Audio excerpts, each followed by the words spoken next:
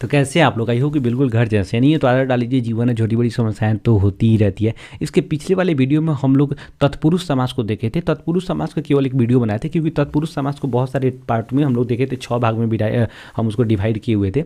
क्योंकि तत्पुरुष समास को हम लोग विभक्ति चिन्ह के आधार पर भी मतलब बांटा जाता है, ठीक है ना। इसलिए उसको हम लोग पूरा पार्ट को हम लोग देखे थे, पूरे पार्ट को समझे भी थे, उसमें कारक चिन्ह को भी समझे थे एक ट्रिक के माध्यम से, ठीक है ना। आज हम लोग बाकी जो जितने भी समास 5 गो समास बचा हुआ है उस पूरे समास को इस वीडियो में ख़त्म करेंगे और समास के पूरे टॉपिक को नील करेंगे, ठीक है ना। तो चलिए बिना किसी समय गवाए मिल के मचाते हैं बवाल विद बहुत सारा सवाल।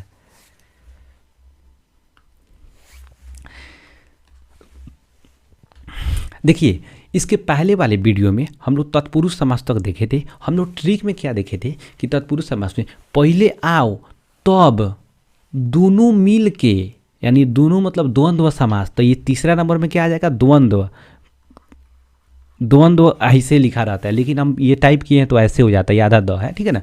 यहाँ पर देखिए तो द्वंद्व समास, ठीक है ना। तो ये द्वंद्व समास में क्या, दोनों मिलकर, यानी दोनों मिला हुआ शब्दों का, यानी दोनों क्या होगा, दोनों प्रधान होगा, ठीक है ना। जब दोनों प्रधान होगा यहाँ पर देखेंगे तो कौन सा समास, द्वंद्व समास। जिस समस्त पद के दोनों पद प्रधान हो उसे ही हम लोग द्वंद्व समास कहते हैं। तो द्वंद्व समास कहते हैं, इसका मतलब ये हुआ है कि दोनों शब्द जो होगा प्रधान होगा। इसमें आप ध्यान रखिएगा, इस तरह के समास में क्या होता है, जो समस्त पद होता है ना उसके बीच में इस तरह का एक साइन लगा रहेगा, एक डैश का साइन लगा रहता है। आपको हमेशा याद रखना है, योजक चिन्ह लगा रहता है, आपको हमेशा ध्यान में रखना है, ठीक है ना। लेकिन कभी कभी नहीं भी लगा रहता है, लेकिन इसमें दोनों शब्द देखने में काफ़ी एक दूसरे से क्लोज नजर आते हैं। इस बात से समझ आइएगा। हम इसके पहले भी बताए थे कि जब एक जैसा दोनों शब्द हो, जैसे देखिए यहाँ पर बोलते हैं घर घर, घर घर, हर हर, हर हर, ठीक है ना। जैसे बोलते हैं हम लोग घड़ी घड़ी, घड़ी घड़ी, ठीक है ना। तो ये जो दोनों शब्द एक जैसा है, इसके बीच में भी ये यहाँ पर देख रहा है डैश का साइन लगा हुआ है, ठीक है ना। तो जब इस तरह का साइन लगा हुआ, माइनस की तरह चिन्ह एक लगा रहेगा, ठीक है ना, तो यहाँ पर हम समझ जाएंगे क्या कि द्वंद्व समास है। लेकिन दोनों शब्द जब एक जैसा हो, वहाँ पर एक यहाँ पर चिन्ह लगा रहेगा भाई साहब, तो वो अव्ययी भाव समास होगा। ध्यान रखना है। यहाँ पर देखिए हर शब्द अलग अलग होगा, मारपीट दोनों एक जैसा नहीं है, अन्न जल एक जैसा नहीं है, ठीक है ना, दाल भात एक जैसा नहीं है। लेकिन यहाँ घर घर, हरी हरी, ठीक है ना, हर हर, घड़ी घड़ी, इस तरह एक जैसा है, ठीक है ना। तो यहाँ पर आप ध्यान में जरूर रखिएगा, ठीक है ना। तो देखिए गौरी शंकर, गौरी और शंकर, इसको जब भी हम तोड़ेंगे तो और लगा देंगे, और या लगाते हैं। हमेशा याद रखिएगा, कभी भी इसको तोड़ते समय मैक्सिमम टाइम में और या लगता है, ठीक है ना। इसके बीच में जो चिन्ह आ रहा है इसके बदला में और या लगा दीजिए, ठीक है ना। तो जैसे मार पीट तो मार या पीट, दाल भात तो दाल और भात, बात समझे कि नहीं। अन्न जल तो अन्न और जल, बात समझे कि नहीं। गौरी शंकर तो गौरी और शंकर। यहाँ पर देखिए करा क्या, इसके समस्त पद के बीच में अधिकतम डैश का साइन लगा रहता है, बात समझे कि नहीं। करा कि इसके विग्रह करने पर दोनों पदों के बीच और अथवा या एवं तथा लगा रहता है, बात समझे कि नहीं। इसको जब विग्रह करने के ना तो इसमें यही सब शब्द और अथवा या एवं तथा लगा रहेगा, बात समझे कि नहीं। तो आपको यहाँ पर इस चीज़ ध्यान में रखना है, यहाँ पर मैक्सिमम 2 को शब्द ध्यान में रखना है, और या लगा रहता है, यही मैक्सिमम ध्यान रखना है, ठीक है ना। जैसे आदान प्रदान तो आदान और प्रदान, इधर उधर तो इधर और उधर, साग पात साग या पात। अब देखिए आप थोड़ा सा ध्यान दीजिएगा, कभी कभी जब एक जैसा शब्द आएगा जिसमें योजक चिन्ह साइन का चिन्ह नहीं लगा रहेगा, ठीक है ना, तो उसे ही हम लोग क्या कहेंगे, उसमें हम लोग या लगा देंगे मैक्सिमम टाइम में, ठीक है ना। जैसे पाप पुण्य तो पाप या पुण्य, हाथी घोड़ा, यहाँ पर साइन लगा हुआ है ऐसा, तो जब साइन लगा रहेगा, ठीक है ना, तो उस हम लोग क्या कहेंगे, वहाँ पर और लगा देंगे, ठीक है ना। तो गरम ठंडा तो गरम और ठंडा, माँ बाप तो माँ और बाप, ठीक है ना। तो यहाँ पर हमेशा क्या करना है, इस साइन के लिए हम और लगाएंगे, लेकिन साइन अगर नहीं रहेगा तो या लगाएंगे, अगर इस तरह का साइन नहीं रहेगा तो, ठीक है। चलिए नेक्स्ट कर रहा है चौथा नंबर, बहुब्रीही। बहु का मतलब क्या हो गया कि बहू कहाँ से आती है, दूसरे घर से शादी करके लाकर घर में बहू बनाते हैं, दूसरे घर से आती है तो घर में बहू बनती है, बात समझे कि नहीं। इसका मतलब क्या है कि दूसरा, बहू का मतलब दूसरा यानी बाहर का। तो जब बाहर का पद प्रधान होगा उसे हम लोग कहेंगे बहुब्रीही, समझ आ गया। तो जिस समस्त पद का कोई भी पद प्रधान न हो, कोई बाहर का पद प्रधान हो, उसे ही हम लोग बहुब्रीहि समास कहेंगे, ठीक है ना। तो बाहर का पद प्रधान हो जाता है इसमें हमेशा ध्यान रखिएगा कि इस तरह का जब समस्त पद आएगा ना, तो आपको मैक्सिमम जो होता है ना धार्मिक शब्द, धार्मिक अर्थ आता है। जैसे देखो पंकज, ठीक है ना, पंकज, लंबोदर, दशानन, ये सब क्या है, किसी न किसी भगवान का नाम है। दशानन किसी न किसी एक तरह से धार्मिक पद को ये क्या करता है, निर्दिष्ट कर रहा है। तो समझ आया यहाँ पर। तो इसके कुछ विशेषता को समझिए, बहुब्रीहि समास की विशेषता को समझिए थोड़ा सा। क्या करें कि इसके पदों के अर्थ से अलग अर्थ प्रदान होता है। मतलब क्या कि इसके जो पद होंगे उससे जो अर्थ निकलेगा उससे अलग अर्थ प्रधान होगा। ऐसे लगेगा कि इसमें से कोई अर्थ नहीं है, इसके लिए कोई अन्य अर्थ प्रधानता रख रहा है। मतलब क्या, इसके लिए कोई अन्य अर्थ जो है इम्पॉर्टेंट है। बस समझे कि नहीं। इसका समास विग्रह शब्दों करा क्या, इसका समास विग्रह शब्दों या पदों में ना होकर वाक्यों में होता है। जब इसका समास विग्रह करते हैं तो इसका समास विग्रह जो होता है कुछ ही पद में नहीं होकर के इसको बड़ा सा वाक्य बनता है। बात समझे कि नहीं। यहाँ पर करा क्या, इसका प्रथम पद कर्ता कारक या विशेषण के रूप में होगा। करा क्या, इसका प्रथम पद जो होता है ना कर्ता कारक। बस समझिए, उस समय पढ़ाए थे कर्ता ने कर्म को कहा करण से प्यार हो गया, तो कर्ता ने यानी कर्ता कारक के रूप में होगा। कर्ता कारक मतलब क्या कि उस सेंटेंस के लिए मेन इंपॉर्टेंट वही होता है, करने वाला वही होता है। तो कर्ता कारक के विशेषण भी हो सकता है। विशेषण का मतलब ये हुआ किसी विशेषता को बताने वाला गुण, किसी धर्म, रंग, रूप आदि को बता रहा होगा, ठीक है ना। करा के इस समास से बने पद विशेषण होते हैं। करा के इस समास से बने पद जो होंगे ना विशेषण होंगे। तब पूछेगा कि किस, यहाँ पर थोड़ा सा ध्यान रखना है। यहाँ पर ध्यान रखना है एक चीज़ हमेशा याद रखिएगा कि अव्ययीभाव समास में क्रिया विशेषण था, लेकिन बहुब्रीहि समास में विशेषण है। तो कहेगा कि किस समास का समस्त पद विशेषण के रूप में प्रयोग होता है। तो यहाँ पर बहुब्रीहि समास का ध्यान रखना है।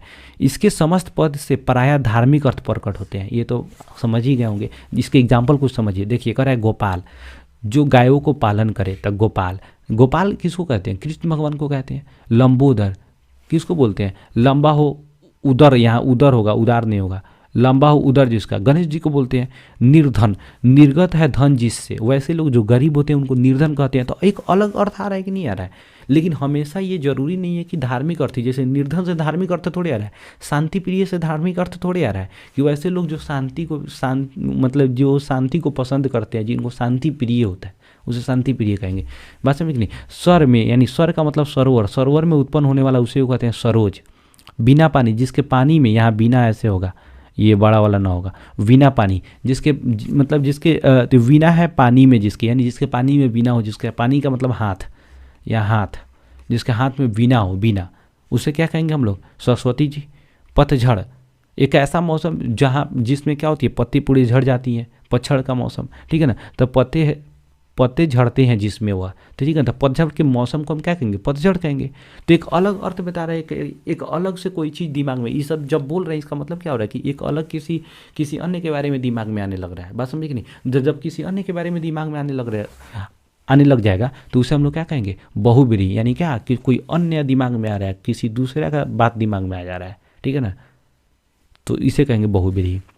नेक्स्ट करें क्या, द्विगु समास। देखिए द्विगु समास में कुछ नहीं होता है। द्विगु समास में बेसिकली ज़्यादातर क्या होता है कि इसका प्रथम पद जो होगा ना संख्यावाची विशेषण होगा, संख्यावाची। और बताए दोनों मिल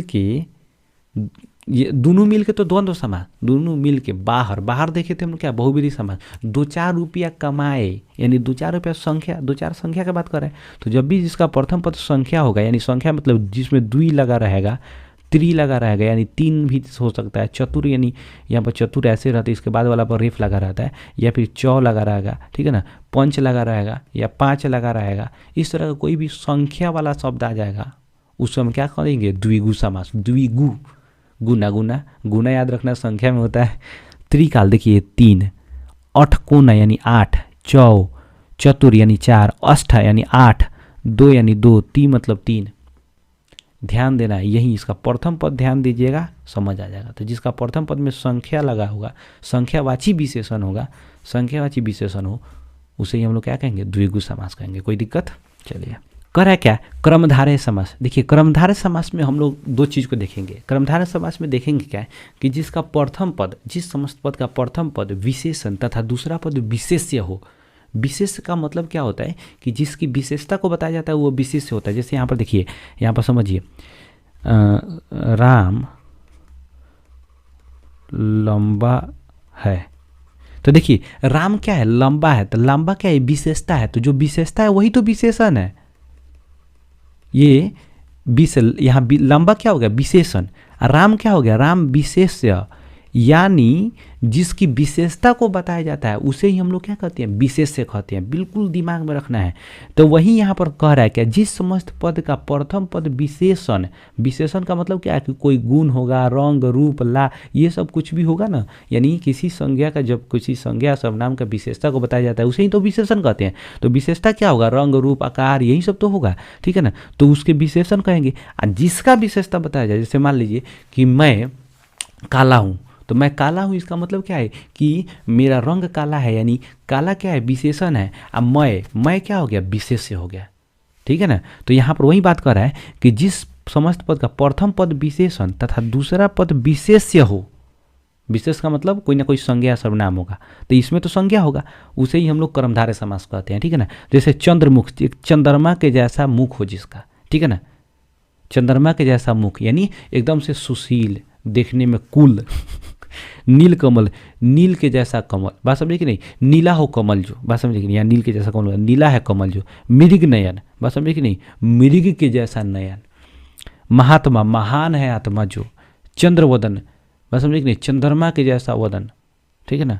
लौह पुरुष, लोहा के जैसा पुरुष, मजबूत, ठीक है ना। तो यहाँ पर लौह पुरुष, लोहा के जैसा पुरुष यानी मजबूत, विशेषता हो गया। आप कौन, तो पुरुष, बस आप देख नहीं। उसी तरह करें मृग के नयन, मृग के जैसा हो नयन जो, ठीक है ना। तो वैसा नयन, नयन कैसा हो, मृग के जैसा, तो नयन की विशेषता मृग, और नयन क्या हो गया, नयन की विशेषता बताया, इसलिए नयन विशेष से हो गया। तो यहाँ पर महान है आत्मा, तो आत्मा क्या हो गया, आत्मा तो संज्ञा हो गया खुद, तो संज्ञा क्या हो गया, संज्ञा का भी इसका आत्मा का विशेषता क्या है, महान, इसलिए महान हो गया विशेषण। आत्मा क्या हो गया, संज्ञा, यदि विशेष्य। बात समझ आया यहाँ पर कि ये समस्त का प्रथम पद विशेषण तथा दूसरा पद विशेष्य, उसे ही हम लोग क्या कहेंगे, कर्मधारय समास कहेंगे, ठीक है ना।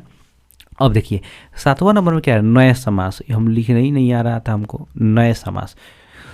देखिए कह रहा है क्या, जिस समस्त पद का प्रथम पद नकारात्मक हो, बात समझे कि नहीं, उसे हम नए समास कहते हैं, नए समास कहते हैं, नए समास कहते हैं, बात समझे कि नहीं। अर्थात जिस समास पर से नकारात्मक अर्थ प्रकट होता है उसे हम लोग नए समास कहते हैं। जैसे मान लीजिए अधर्म, एक ही को इसका पहचान है, जिसके लास्ट में न या अ लगा रहेगा, आ नहीं, अ लगा रहेगा, उसे ही हम लोग समझ जाएंगे मैक्सिमम क्या होता है, वो नए समास होता है, बात समझे कि नहीं। हमेशा नहीं, कभी कभी अ या आ जो होता है ना, ये कर्मधारय अव्ययी भाव समास में बताए थे, अ लगा रहता है, बात समझे कि नहीं। जैसे आज जन्म, आ जन्म, ठीक है ना, तो आज जन्म क्या हो गया, यहाँ पर आगम, अगम, अगम, अगम, यहाँ पर अगम होगा, यहाँ आगम नहीं होगा, अगम। तो यहाँ देखिए अगम हो गया, आगम अलग हो गया, अगम अलग हो गया, ठीक है ना। तो अगम जो होगा ना, ये अगम क्या होगा, अगम जो न गम, यानी बिना गम के, बात समझे कि नहीं। यहाँ पर गम की बात नहीं किया जा रहा है, तो यहाँ पर इस चीज़ को जरूर ध्यान रखना है कि यहाँ पर अगम जो होगा आपका क्या होगा, नए समास होगा, आगम नहीं होगा, आजन्म नहीं होगा, जन्म से, बात समझे कि नहीं। तो देखिए यहाँ पर जहाँ पर भी अ लगा रहा होगा, नकारात्मक अर्थ होगा, उसे ही हम लोग क्या कहेंगे, नए समास कहेंगे। जैसे अधर्म, अन्याय, अप्रिय, अजय, अमिट, अजित, अगम, अवैध, असंभव, बात समझे कि नहीं। ये सब क्या नकारात्मक वर्ड है, तो जहाँ पर भी नकारात्मक वर्ड होगा, नकारात्मक अर्थ प्रकट होगा, ठीक है ना, उसे ही हम लोग क्या कहेंगे, नए समास कहेंगे। तो भाई साहब आज ये जो है समास का पूरा वीडियो आपका ख़त्म हो गया। अब इसमें किसी भी तरह कोई दिक्कत आपको होने वाला नहीं है, ठीक है ना। तो इस पर से कोई भी क्वेश्चन आ रहा है, इस चीज़ को 1-2 बार रिवाइज कर लीजिएगा, इसमें आप ट्रिक को रिवाइज कर लीजिएगा। और नई ट्रिक याद रखिए, तो दिमाग में रखना है, साफा एकदम लाइन से आपको याद रखना है कि सबसे पहले क्या होगा, अ आम पढ़ते हैं, इसलिए अव्ययी भाव समास, ठीक है ना। अव्ययी भाव समास, तत्पुरुष समास, द्वंद्व समास, आपका देखेंगे बहुब्रीहि समास, द्विगु समास, द्विगु समास का कर्मधारय समास, नए समास, एकदम पांचों को ध्यान में रखना है। ध्यान में रखे रहेंगे, याद हो जाएगा। प्रथम बार में अव्ययी भाव समास होगा, मतलब प्रथम पद प्रधान। दूसरा बार में आएगा, दूसरा नंबर पर आएगा तत्पुरुष समास, यानी दूसरा पद प्रधान।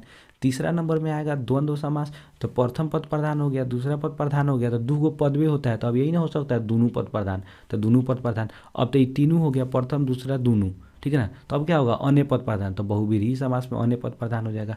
उसके बाद देखिए क्या, द्विगु समास। तो द्विगु समास में हम लोग क्या देखें कि जिसका प्रथम पद संख्या वाला हो यानी संख्यावाची विशेषण हो, उसे हम लोग क्या कहेंगे, द्विगु समास। कर्मधारय समास, कर्मधारय समास में हम लोग क्या देख लिए कि जिसका प्रथम पद विशेषण तथा दूसरा पद विशेष हो। और नए समास, जिसके समस्त पद से नकारात्मक अर्थ प्रकट होना। बिल्कुल इजी है, आप दिमाग में रखे रहिएगा, याद हो जाएगा। बिल्कुल आप एकदम से आप ट्रिक के साथ याद रखिए, लाइन बाई लाइन याद रखिएगा, तब भी आपको याद हो जाएगा। ट्रिक बता दिए हुए थे आपको, पहले आओ तब दोनों मिल के बाहर 2-4 रुपया कमाए जाइल जाई।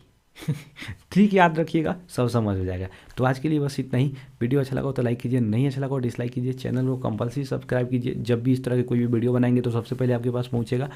और तो बस आज के लिए इतना ही। जय हिंद।